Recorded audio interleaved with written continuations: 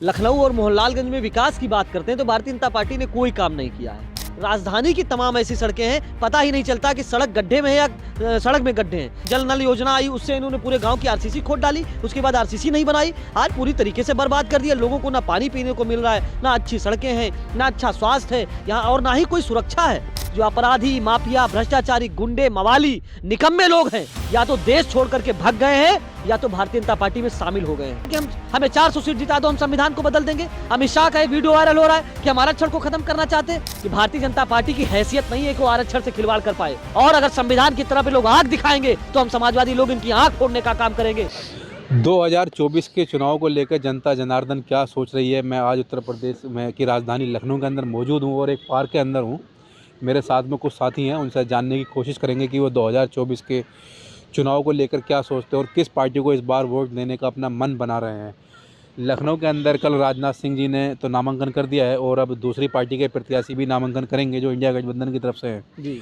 तो इस बार लखनऊ की जनता क्या इस बार मूड बना रही है, क्योंकि लखनऊ को भारतीय जनता पार्टी का गढ़ समझा जाता है। देखिए, लखनऊ के लोगों ने 10 साल से लगातार 10 साल क्या, लखनऊ शहर की अगर हम सीट की बात करें तो लगातार भारतीय जनता पार्टी का कब्जा है यहाँ पे, और इसके बगल जो मोहनलालगंज की सीट है उस पर भी लगातार 10 साल से बीजेपी का सांसद है। लेकिन जब हम लखनऊ और मोहनलालगंज में विकास की बात करते हैं तो भारतीय जनता पार्टी ने कोई काम नहीं किया है। और आज लखनऊ के लोग जो कि पढ़े लिखे लोग हैं, जागरूक लोग हैं, मोहनलालगंज के लोग, वो सारे के सारे लोग आज विकास के मुद्दे की बात कर रहे हैं। वो चाहते हैं कि विकास की बात हो, और जो विकास की बात कर रहा है वो उसके साथ जाना चाहते हैं। और इस बार मुझे लगता है कि जो इंडिया गठबंधन है बहुत मजबूती के साथ विकास की बात तो प्रधानमंत्री मोदी जी भी करते हैं, कहते हैं कि देश के अंदर भारतमाला सड़क योजना के अंतर्गत बहुत सड़कें बनी है और वंदे भारत ट्रेन है, मेट्रो, उसका बुलेट ट्रेन का भी विस्तार हो रहा है, कह रहे हैं। अलग अलग पोस्टर आपने देखे होंगे शहर के। बातें करने में भारतीय जनता पार्टी के लोग और खास करके नरेंद्र मोदी जी बहुत माहिर हैं।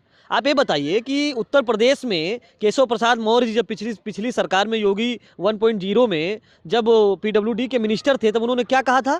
उन्होंने कहा था कि हम गड्ढा मुक्त सड़कें कर देंगे। कितने दिन का उन्होंने टारगेट किया था? सड़कें टूट गई होंगी। अरे भाई 6 महीने में किया था ना। आज आप चले जाइए ग्रामीण इलाकों में, राजधानी की तमाम ऐसी सड़कें हैं, पता ही नहीं चलता कि सड़क गड्ढे में है या सड़क में गड्ढे हैं। इस तरीके का हाल बना दिया है लखनऊ का, बर्बाद कर दिया पूरी तरीके से भाजपा ने। आप विकास की बात कर रहे हैं? अरे जो काम यहाँ पर पिछली सरकारों में हुआ, खास करके समाजवादी सरकार में जो काम हुआ, अखिलेश यादव ने जो काम किए, चाहे मेट्रो ले लीजिए, काला स्टेडियम ले लीजिए, या जो जनेश्वर मिश्रा योजना के तहत हो, चाहे लोहिया ग्राम योजना के तहत, तो पूरे गांवों को विकसित किया था। आज पूरे के पूरे गांव बर्बाद कर दिए। जो जल नल योजना आई, उससे इन्होंने पूरे गांव की आरसीसी खोद डाली, उसके बाद आरसीसी नहीं बनाई, आज पूरी तरीके से बर्बाद कर दिया। लोगों को ना पानी पीने को मिल रहा है, ना अच्छी सड़कें हैं, ना अच्छा स्वास्थ्य है यहाँ, और ना ही कोई सुरक्षा है। आज किस तरीके से बहन बेटियों के साथ अत्याचार हो रहा है, किस तरीके से लोग परेशान। जीरो टॉलरेंस पे काम चल रहा है, बिल्कुल सब जो भी बलात्कार कर रहा है उसका एनकाउंटर हो रहा है। अरे भाई मैं कह रहा हूं ना, भारतीय जनता पार्टी के सहयोगी कर्नाटक में क्या हुआ? क्या हुआ उस सांसद का जिसके लिए प्रधानमंत्री 3 दिन पहले जाकर के वहां कर्नाटक के लोगों से अपील करते हैं कि वोट दे देना? आज वो कर्नाटक से फरार हैं। सुनने में आ रहा बाहर विदेश भाग गए। जर्मनी कहाँ है गृह मंत्रालय? अमित शाह बड़ी बड़ी डींगे हाँकते हैं, कहाँ है गृह मंत्रालय? आज एक बात जान लीजिए आप, जो जीरो टॉलरेंस की बात करने वाले लोग हैं, इस देश का अपराधी, इस देश का माफिया, इस देश का सबसे बड़ा भ्रष्टाचारी, जो सबसे बड़ा भ्रष्टाचारी वही सबसे बड़ा भारतीय जनता पार्टी का नेता है। और जो विपक्ष भी भ्रष्टाचारी हैं, आज भ्रष्टाचार का गोदाम बन गई है भाजपा। सारे भ्रष्टाचारियों को, माफियाओं को, गुंडों को, मवालियों को, जितने निकम्मे लोग हैं, सबको भाजपा में शामिल करा लिया गया है। योगी आदित्यनाथ क्या कहते थे? ये लोग निकम्मे ही थे तो विपक्ष के दल क्यों इनको निकाल के क्यों नहीं फेंकते थे? योगी आदित्यनाथ क्या कहते थे? या तो जो अपराधी और गुंडे हैं वो प्रदेश छोड़ करके भाग गए हैं तो जेलों में हैं। और आज मैं आपसे कहना चाहता हूं, जो अपराधी, माफिया, भ्रष्टाचारी, गुंडे, मवाली, निकम्मे लोग हैं, या तो देश छोड़ करके भाग गए हैं या तो भारतीय जनता पार्टी में शामिल हो गए हैं। कोई कार्रवाई नहीं हो रही अगर आप भाजपा का पट्टा पहन ले रहे हैं। और अगर आप विपक्ष में हैं, विपक्ष के लोकतंत्र की बात करते हैं, संविधान बचाने की बात करते हैं, बहुजनों के हित की बात करते हैं, आरक्षण को बचाने की बात करते हैं, तो आपके घर पे बुलडोजर चला दिया जाएगा, सीबीआई और ईडी लगा दी जाएगी, जांच कराई जाएगी, आपको नेस्तनाबूद कर दिया जाएगा। आप आरक्षण को लेकर प्रोपेगेंडा क्यों फैला रहे हैं? प्रधानमंत्री कह रहे हैं कि अंबेडकर साहब भी आ जाएंगे तो संविधान नहीं बदला जाएगा। देखिए, आरक्षण जो है ना वो मुद्दा नहीं है, वो इस देश हिंदुस्तान के लोगों की भावना है। और एक बात जान लीजिए कि भारतीय जनता पार्टी की हैसियत नहीं है कि वो आरक्षण से खिलवाड़ कर पाए। एकदम मैं स्पष्ट कहता हूं कि भारतीय जनता पार्टी के लोगों में अगर दम है तो क्यों नहीं स्वीकार कर रहे हैं कि हम आरक्षण के खिलाफ हैं। उनका जो आरएसएस उनका संगठन है, जो मोहन भागवत है आरएसएस के चीफ हैं, वो कहते हैं कि हम संविधान में संशोधन करेंगे, संविधान को बदल देंगे, आरक्षण को खत्म करने की बात करते हैं। भारतीय जनता पार्टी के तमाम सांसद बात करते हैं। अयोध्या के सांसद लल्लू सिंह ने कहा कि हमें 400 सीट जिता दो, हम संविधान को बदल देंगे। अमित शाह का एक वीडियो वायरल हो रहा है कि हम आरक्षण को खत्म करना चाहते हैं, लेकिन उसके बाद ये सफाई भी दे रहे। क्यों सफाई दे रहे हो तुम?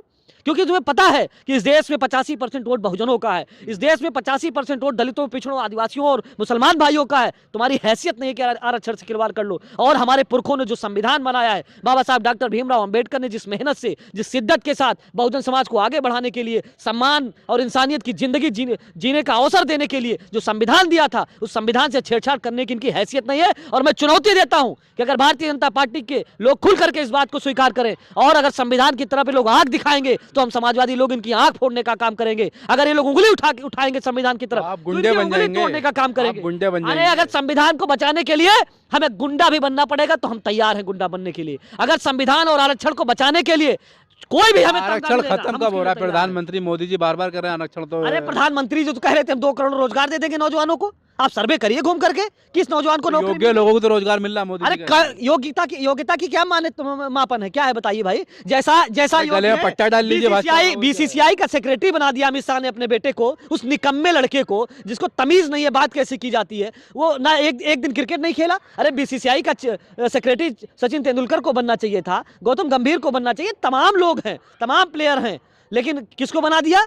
अपने बेटे को बना दिया। राजनाथ सिंह है, वो अपने 2 निकम्मे बेटों को राजनीति में सेट करना चाहते हैं। तमाम ऐसे लोग हैं जो अपने निकम्मी औलादों को हर जगह सेट करना चाहते हैं। लेकिन इस बार देश की जनता ने, प्रदेश की जनता ने, हमारे बहुजन समाज के लोगों ने, हमारे पीडीए समाज के लोगों ने मन बना लिया है कि इस बार पूरी तरीके से भारतीय जनता पार्टी का सफाया कर देना है। और अब आने वाले समय में भारतीय जनता पार्टी कहीं किसी राज्य में ना सरकार बना पाएगी, ना देश में बना पाएगी।